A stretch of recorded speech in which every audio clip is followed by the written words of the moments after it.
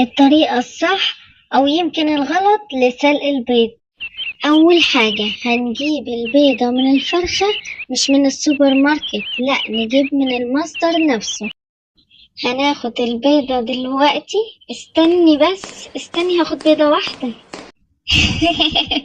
أخدتها. أخدت البيضة. ده للتطبيق.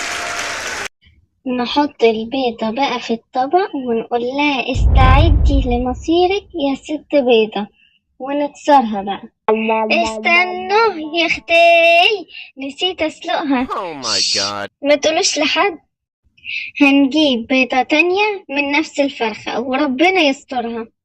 هنجيب بقى كنكة تكون بايظة عندكم، إعادة تدوير بقى وكده. نحط فيها مية وننزل البيضة بالراحة كده عشان مشاعرها.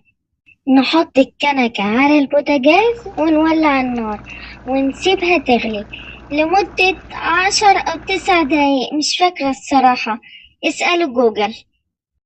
نطفي النار وننقل الكنكة كده في طبق. ليه؟